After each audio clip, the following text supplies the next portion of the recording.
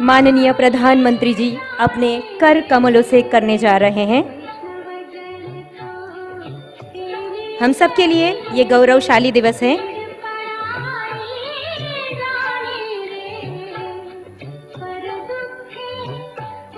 अब सबकी तालियों की गर्जना के साथ इस उद्घाटन में जुड़ते हैं। आप सभी को बहुत बहुत बधाई। इस भवन के निर्माण से जुड़े सभी को बहुत बहुत बधाई। Airport authority of India, government of Gujarat, government of India and specially हम सबको बहुत बहुत बधाइयाँ।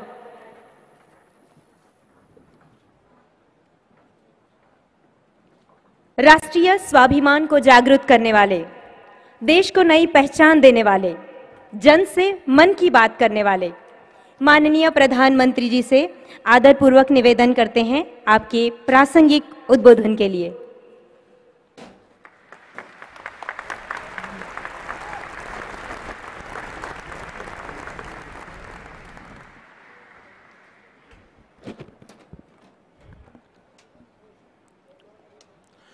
તમારા બધાના ઘોડા ગોઠવાઈ ગયા હોય તો ઘોડેશ્વરો બેસી જાય જરા.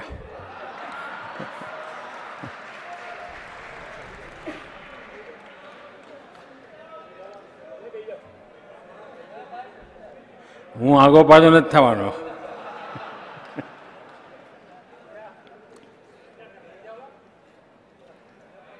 બેસો, થાકે હશો.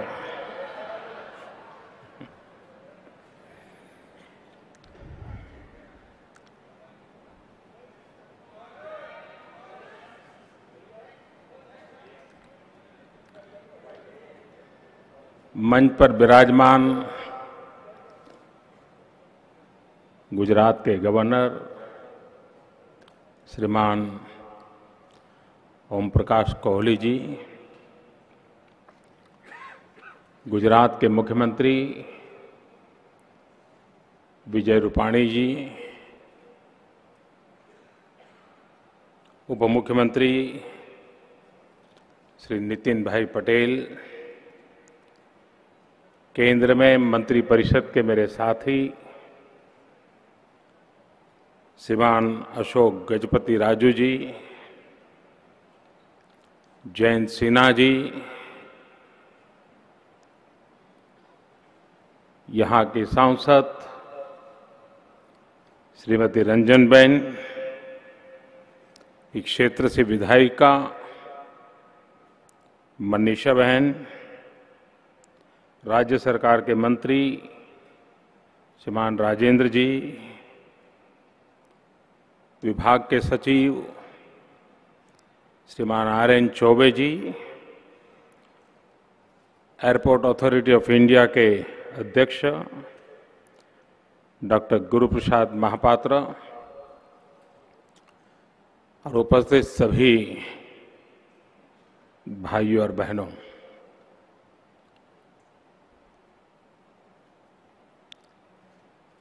दो 2014 मई महीने में प्रधानमंत्री के रूप में आप सबने मुझे कार्य का जिम्मा सौंपा था और कुछ ही समय में दो महत्वपूर्ण काम, उसमें एक था जिसके लिए गुजरात 5 दशक से इंतजार कर रहा था, संघर्ष कर रहा था, कठिनाइयां झेल रहा था। उस सरदार सरोवर डैम की हाइट बढ़ाने का काम सरकार में आते ही तुरंत पहला काम, शुरू के दिनों में जो काम किए उसमें एक था सरदार पटेल के नाम पर बनी हुई सरदार सरोवर योजना को, उसकी ऊंचाई बढ़ाने के काम को अनुमति देना और मैं गुजरात सरकार को अभिनंदन करता हूं कि जिस तेज गति से इस काम को आगे बढ़ा रहे हैं, मुझे विश्वास है कि समय सीमा से शायद कुछ दिन पहले इस काम को गुजरात सरकार पूरा कर देगी। दूसरा, इस एयरपोर्ट के निर्माण का काम, ये भी 2014 के जून जुलाई में इसका कार्य आरंभ कर दिया गया और आज हिंदुस्तान के जो गणमान्य एयरपोर्ट गिने जाएंगे, उसमें एक एयरपोर्ट बड़ोदरा का भी माना जाएगा।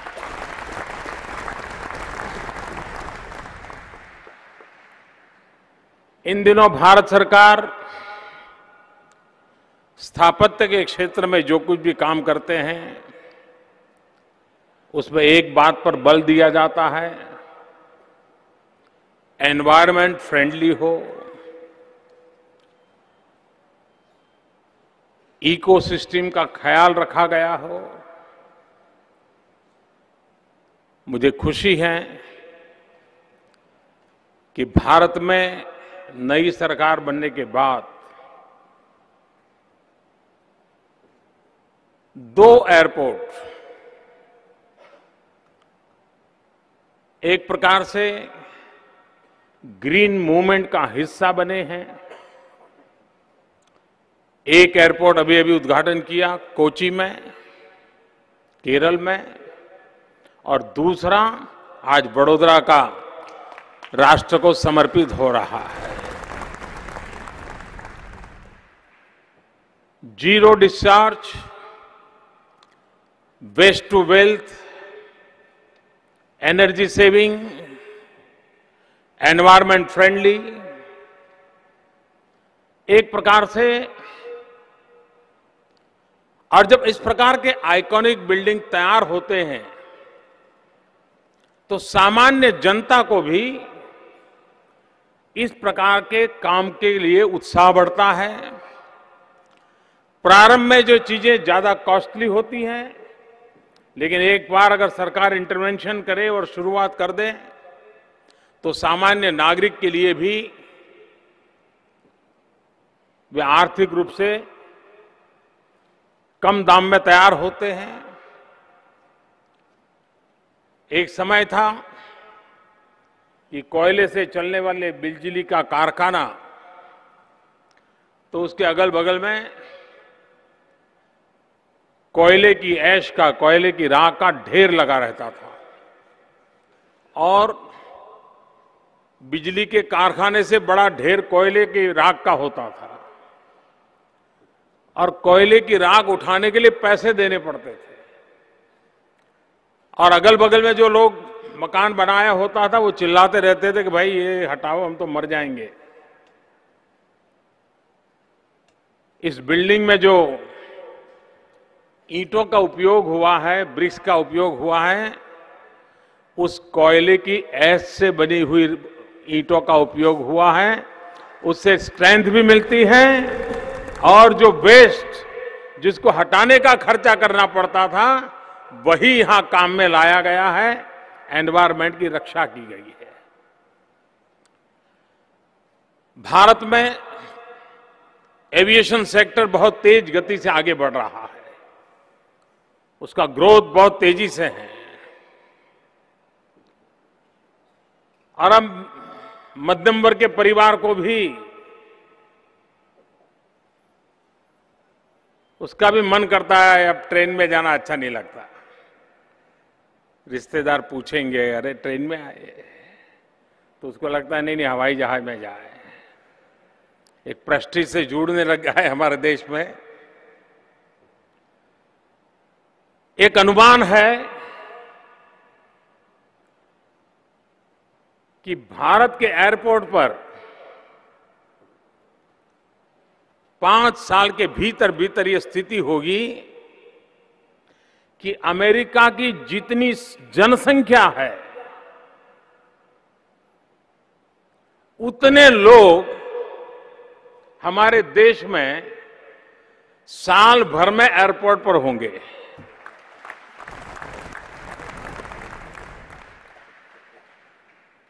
यानी आप कल्पना कर सकते हैं कि ये सेक्टर कितना आगे बढ़ने वाला है। शायद भारत बहुत ही निकट भविष्य में दुनिया का तीसरे नंबर का देश बनेगा जहां एयरपोर्ट एक्टिविटी के मानकों को पार कर जाएगा। इससे रोजगार की संभावनाएं बढ़ने वाली है।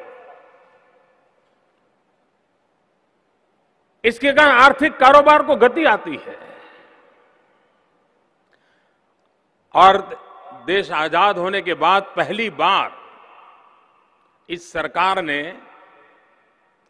अलग से एविएशन पॉलिसी बनाई है। हमारे देश में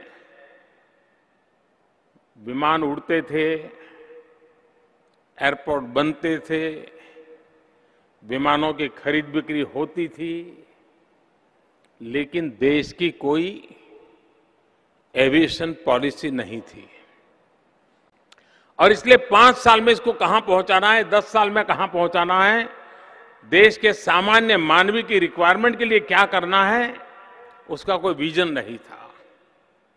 चलता था, बढ़ता था तो बढ़ता था, रुका था तो रुका था, ये था। और उसके तहत ये देश बहुत विशाल है। 80-100 एयरपोर्ट से इतना बड़ा देश चलाने के लिए अगर हम सोचते हैं तो हम देश की विकास यात्रा में रुकावट पैदा करते हैं। टायर 2, टायर 3 सिटी, इनमें भी उतना ही पोटेंशियल होता है अगर उनको एविएशन सेक्टर का लाभ मिले तो देश की विकास यात्रा के नए आयाम खुल सकते हैं। और इसलिए इसको प्रमोट करने के लिए 500 किलोमीटर के हिसाब से 2500 रुपये की टिकट, ताकि दूर सुदूर किसी को नागालैंड जाना है, किसी को अरुणाचल जाना है, किसी को मिजोरम जाना है, किसी को अंडमान निकोबार जाना है, किसी को लक्षद्वीप जाना है, किसी को कच्छ जाना है, केशोद, भावनगर, जूनागढ़ जाना है। ऐसे क्षेत्र जहां आज ट्रैफिक नहीं मिलता है, पुराने जमाने की एयर स्ट्रिप बनी पड़ी है, तो एक बहुत बड़ी मात्रा में एक्सपेंशन का एक मिशन मोड पे काम लिया है और ये पब्लिक प्राइवेट पार्टनरशिप मॉडल पे काम होने वाला है। और उसके तहत देश में, क्योंकि आज दुनिया जिस प्रकार की है उसमें कनेक्टिविटी का बहुत बड़ा महत्व है। फिजिकल कनेक्टिविटी भी चाहिए, डिजिटल कनेक्टिविटी भी चाहिए। अगर हाईवे चाहिए तो हाईवे भी चाहिए। हाईवे की जरूरत है तो इंफॉर्मेशन बेस की भी जरूरत है। उसी प्रकार से एयर ट्रैफिक की भी उतनी भी आवश्यकता है। टूरिज्म सेक्टर में आज जो रिक्वायरमेंट्स है उसमें एक एयर सेवा की बहुत बड़ी रिक्वायरमेंट है। भारत के टूरिज्म ग्रोथ तेज गति से बढ़ रहा है, संभावनाएं अपार है। अगर हम नागरिकों को डेस्टिनेशन पर जाने की सुविधा देते हैं तो डेस्टिनेशन पर वो 2 दिन 3 दिन ज्यादा रहता है। ज्यादा दिन रहता है तो ज्यादा खर्चा करता है, ज्यादा खर्चा करता है तो वहां की इकोनॉमी को बहुत बड़ी ताकत मिलती है। तो इन ए वे एयर ट्रैफिक से मल्टीपल इकोनॉमिकल इफेक्ट होती है। उन चीजों को ध्यान में रखते हुए एविएशन सेक्टर को बढ़ावा देने का प्रयास वर्तमान सरकार ने किया है। बड़ौदा वासियों को ये नया नजराना आज मिल रहा है। मुझे विश्वास है कि बड़ौदा की एक अपनी पहचान तो है ही है, उस पहचान में एक 4 चांद लगाने का काम ये व्यवस्थाएं करेगी।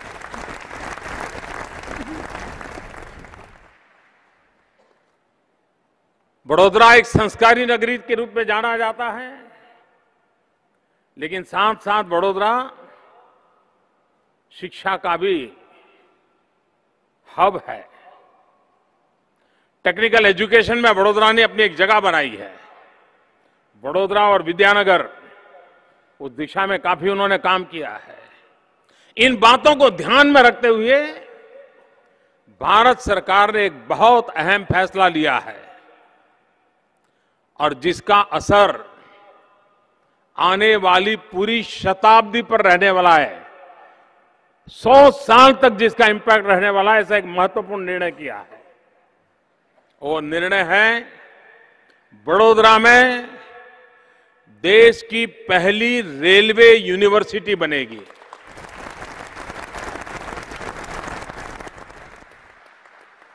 पूरा विश्व रेलवे के क्षेत्र में अगर 100 नंबर पे पहुंचा है तो हिंदुस्तान 10 नंबर पे खड़ा है। आज भी हमारे डिब्बे, उनकी गति, वो झंडी फहराने वाला, वो सब ऐसा ही है। दुनिया बदल चुकी है, बहुत इनोवेशन हुए हैं।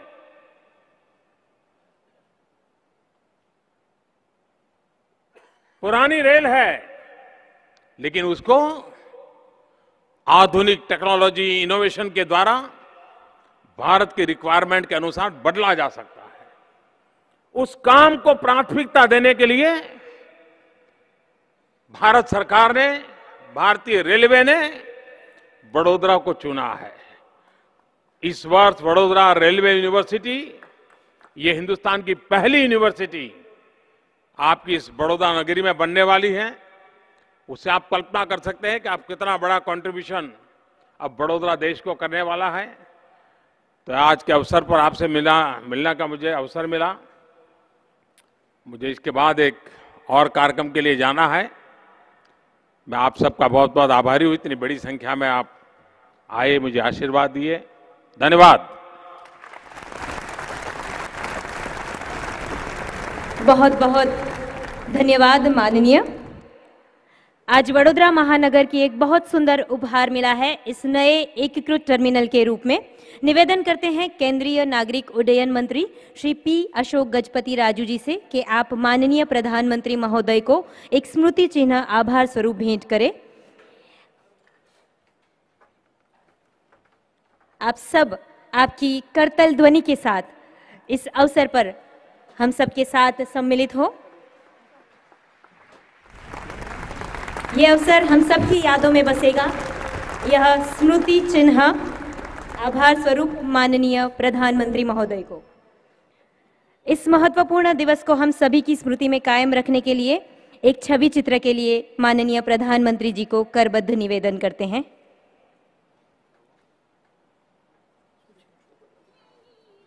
Photo session.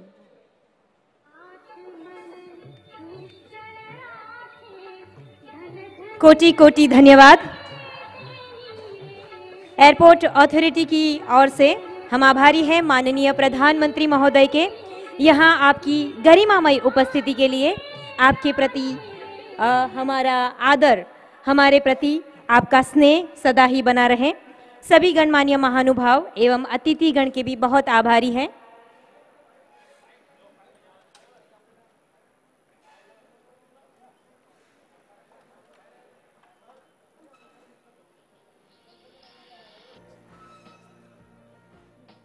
आप सभी को सुरक्षा हेतु आपका स्थान बनाए रखने के लिए निवेदन है।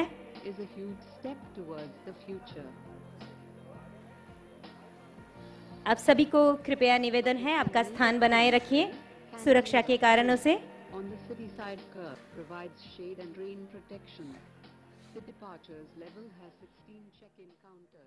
माननीय प्रधानमंत्री जी, आप सभी के बीच में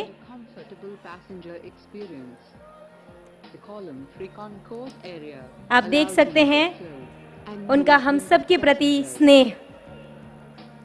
The waiting areas and restrooms are placed, keeping in mind the convenience of passengers. Comfortable VIP lounges are provided with vibrant and new materials. The baggage reclaim area at the arrivals hall